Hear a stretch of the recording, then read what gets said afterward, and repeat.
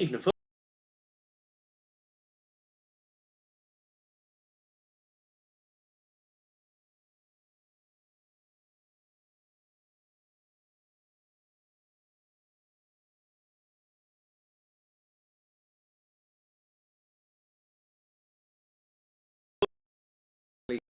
you, all depends on whether I get into full flow or not.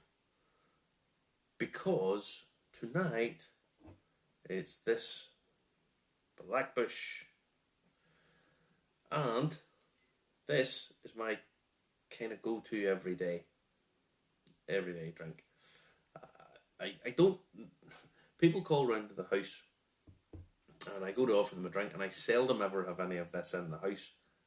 And I know that's a bit of a contradiction because you think, oh, it's my everyday drink, or my everyday go-to, and I don't have it.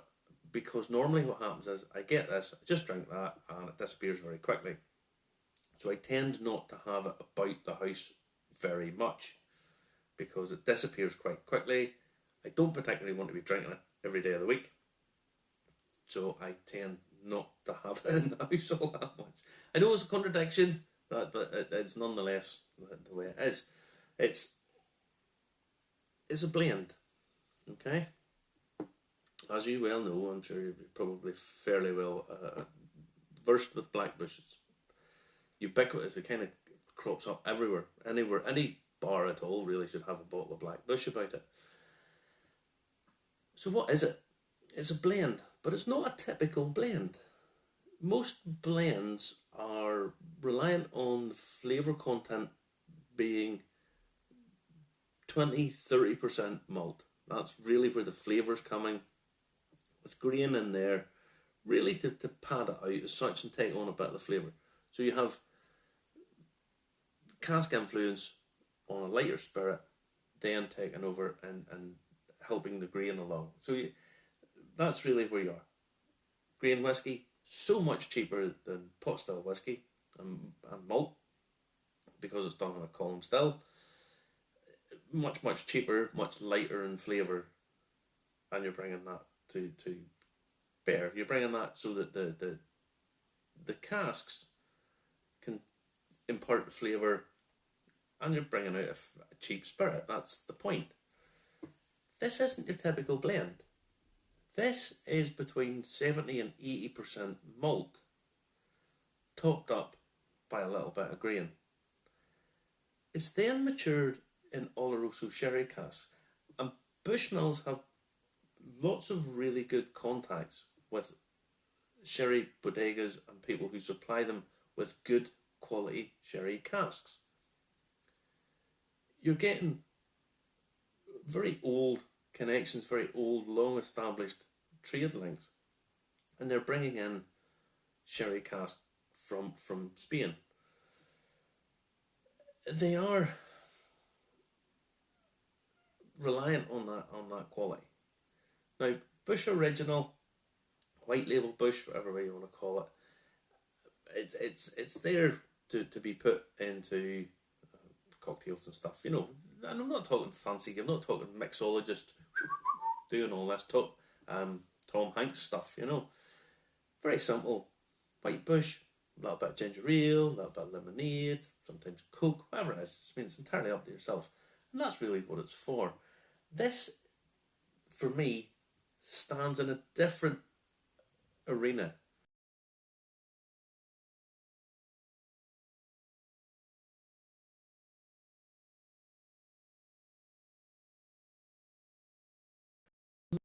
Christ, you're getting essentially not far off a single malt. Okay, it's not a single malt, I appreciate that, but 3/4 of it is topped up with a little bit of grain whiskey, which is obviously going to take it down. But the malt content is triple what most other blends are. Certainly double easily what other blends are. It's your double, triple what they are. And you're getting that. And I bought this bottle for £20. £20. Consider that as a price point when you take in the tax. which Her Majesty's Revenue and Customs, HMRC, pull in their tax. About £11 of this went to the government in tax. So you think about that huge malt content, and these days Irish whiskey is soaring through the roof in terms of value, because lots of the distilleries that are now up and running don't have their own product, but they have stuff in the market that they have bought in and sourced, and they've brought it in, and it is extremely expensive because people are having to pay for it, supply and demand. Simple economics harks back to Adam Smith. Simple economics.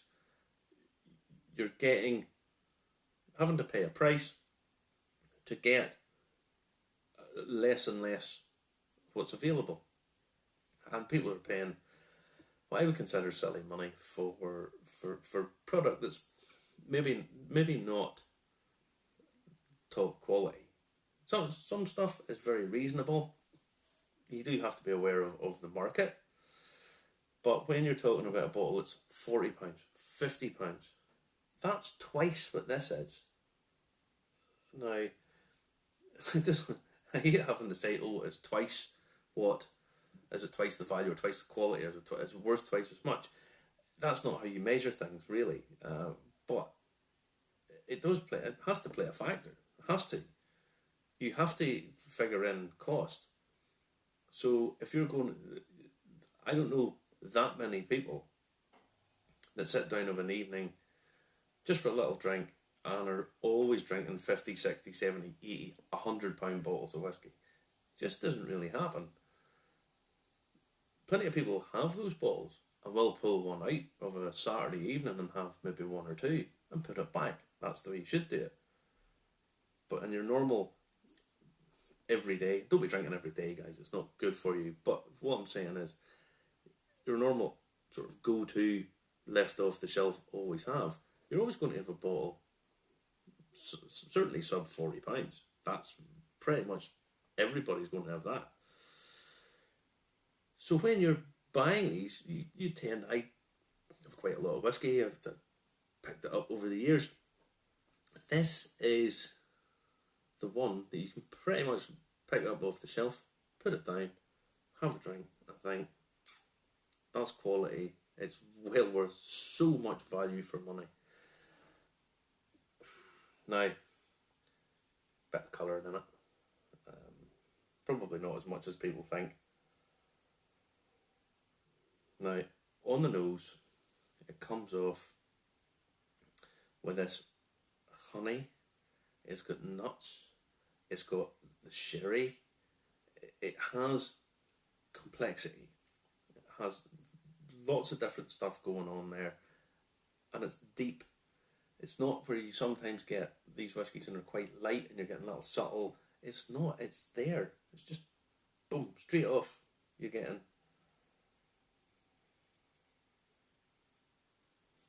wood. On the nose, you're getting that oily feel already. You're picking up out of the cask oiliness, the richness that's coming through there. And it's lovely. It's got a really nice nose to it. Really nice nose. Again, this is quality all the way through at a very affordable price. I'm almost loath to say this, but it's in some ways it's like a German or Japanese car. You know, you're getting real good quality, very reliable at a very reasonable price. But the only thing about this would be a GTI model, because it's quite exciting too, because it's quite punchy. You know, it's got a bit of oomph to it. See there, just this time, there's a little bit more buttery richness, probably at the expense of the wood. The wood wasn't there, and that's that complexity. It comes and it goes, and it's meandering about, and you can play, and sometimes you get a little bit more of this, and a little bit less of that, and a little bit, and it works on different levels, and it's just fantastic.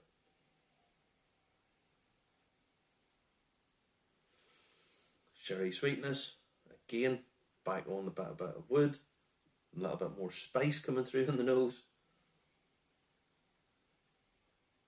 honestly, it's just got lots and lots of things going on, and I tend not to be.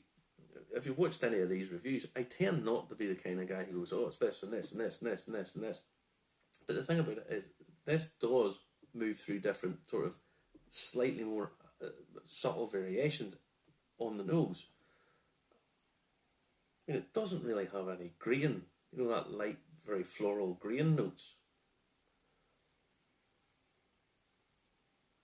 It's much more rich, fruity, spicy, woody, and you can get all of these coming on different levels and at different times. Just, yeah, I mean, it's got a great nose to it, great nose.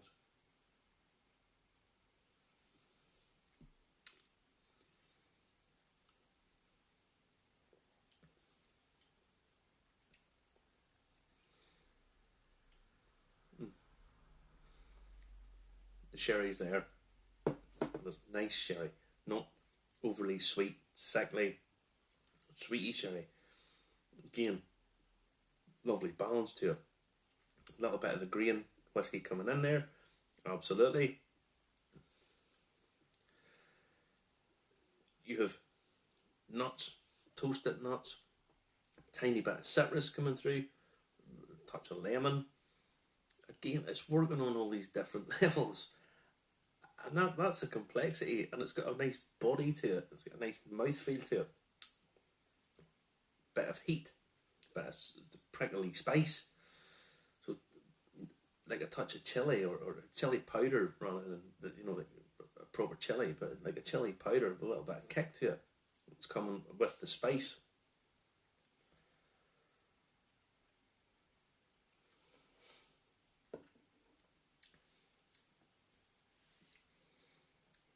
Lovely. It's absolutely brilliant. Beautiful stuff.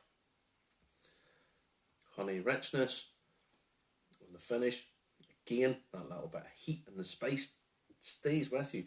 The finish is a bit odd in that the finish isn't huge on development, but what you've got is this spicy pepperiness that stays with you.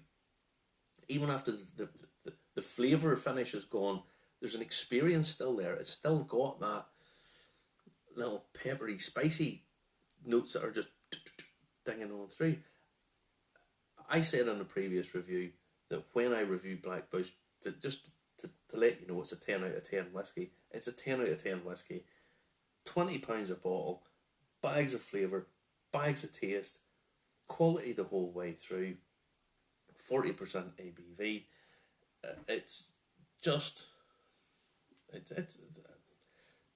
I know a lot of people turn around and say, "Oh, but it's got colour in it and it's such and..." Listen, this is a buy it off the shelf, everyday product that you can walk in, pick it up, along with your loaf of bread, pint of milk, bottle of Black Bush, head home, and know that you're not going to be disappointed by it. So it ticks all the boxes. It's available everywhere. That lovely richness that comes all the way through it just reeks of quality, and you would have to pay an awful lot more in Irish whiskey to find its equal. That's the truth. And when you're getting quality, fantastic value for money, bags of flavour, lots of availability, versatile, this would go with... I mean, you can make... I've tasted cocktails that taste fantastic with Black Bush. It ticks all the boxes. It's hard to find fault with it. If I had to find fault with it, probably the finish doesn't last as long as you would like, and that's not even really true, because you've got that experience. It's just the flavour aspect of it doesn't last that much longer. But in every other regard, this is a 10 out of 10 whiskey. As a go-to drink, you'll be hard pushed to find better.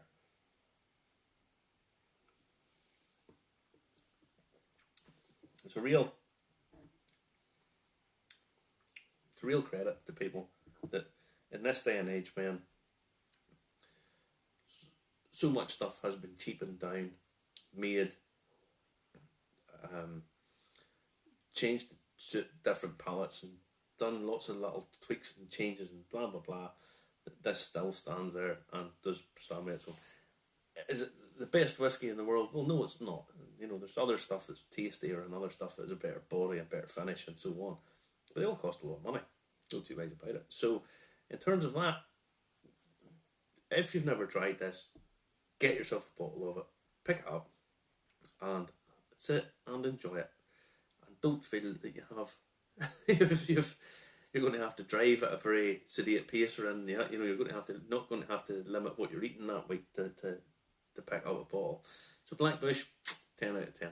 My basically go-to ram, Hafen, whatever you want to call it. So thank you for joining me.